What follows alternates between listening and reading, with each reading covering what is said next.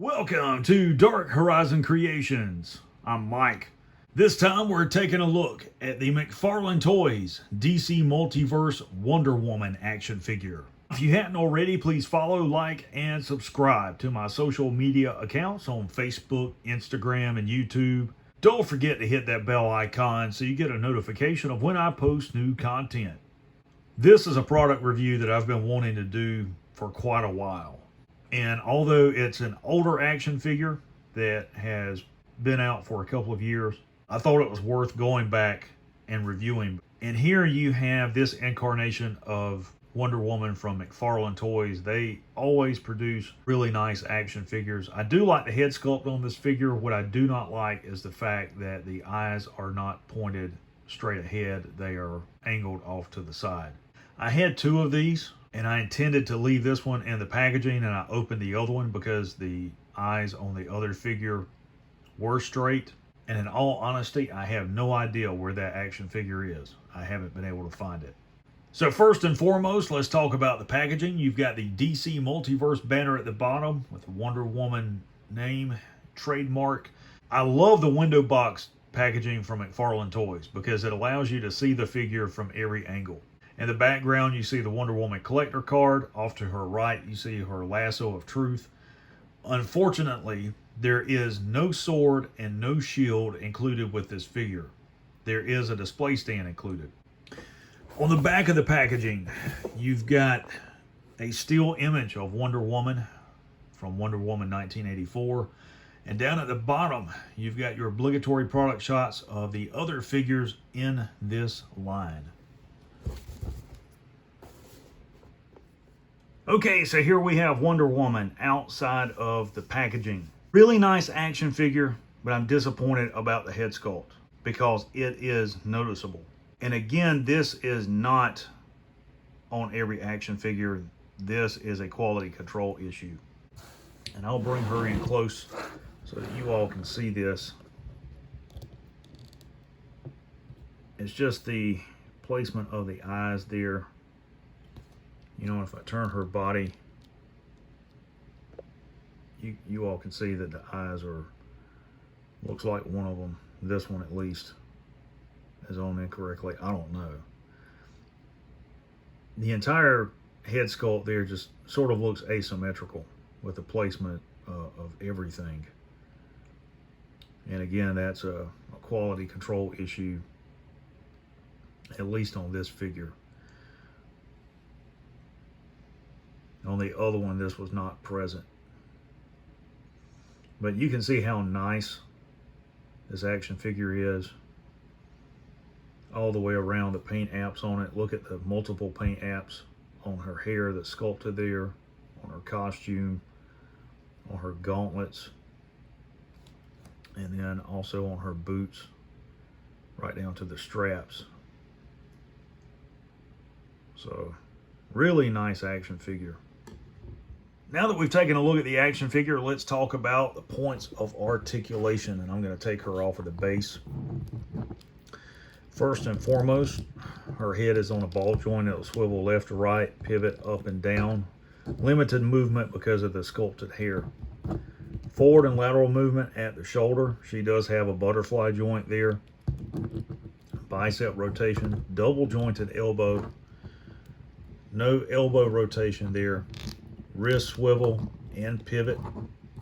And the torso is segmented. The upper torso is on a ball joint. And then she has the lower torso there. It's also on a ball joint. Forward and lateral movement there at the thigh. And let's see, thigh rotation is sort of restricted, but it's there. Double jointed knees, as you can see there on the figure. No lower leg swivel, ankle swivel, pivot and rotate, and then the toes will also pivot on the action figure. So a total of 22 points of articulation on Wonder Woman.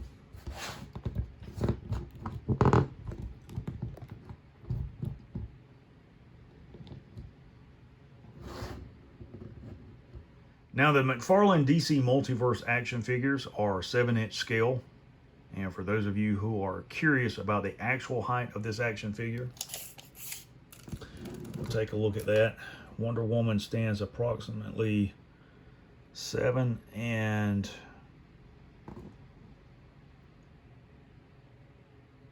7¼ inches tall.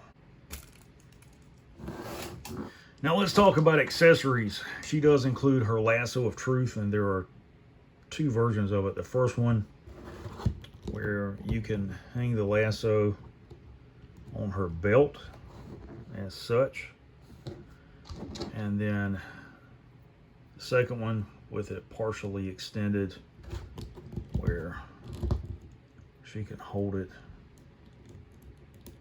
in her hand. Let's see if we can get this in a decent grip.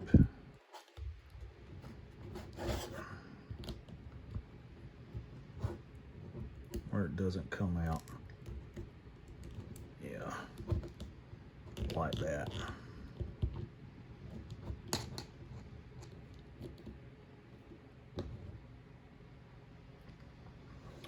There we go. Now I told you all that she does not include her sword and shield, and she doesn't. However, I do have 2 of the Mattel 6-inch Wonder Woman Justice League action figures from their basic assortment. And I took the sword and shield from one of those and began repainting it just for this figure. So here's the shield. I started repainting and weathering, giving it detail. It did not look like this. It was just silver plastic. And you can see it has the clips on the opposite side. And here is her sword that I've begun repainting. Again, I'm not through with this yet either. But I do believe that Diana can use both of these implements of war.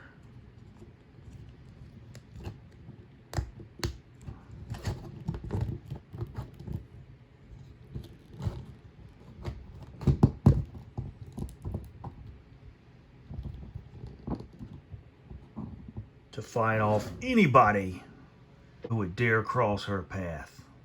Now, does that not look awesome? Yes, it does. That's the Wonder Woman I know and like. Overall, this is a really nice action figure. I am disappointed about the quality control issues on the head sculpt, but for those of you who like to customize, you could repaint the eyes on the figure. You could leave it as is, or you could buy another one. And that's why I like to encourage people to always take the time to examine figures that are hanging on the pegs of a shelf to ensure that there aren't any cosmetic defects or quality control issues that are visible. If it's a figure like this and you're buying 2 and you come across one that has some slight imperfections, you could always open that one and leave the other one in the packaging. And there you have the DC Multiverse Wonder Woman action figure by McFarlane Toys.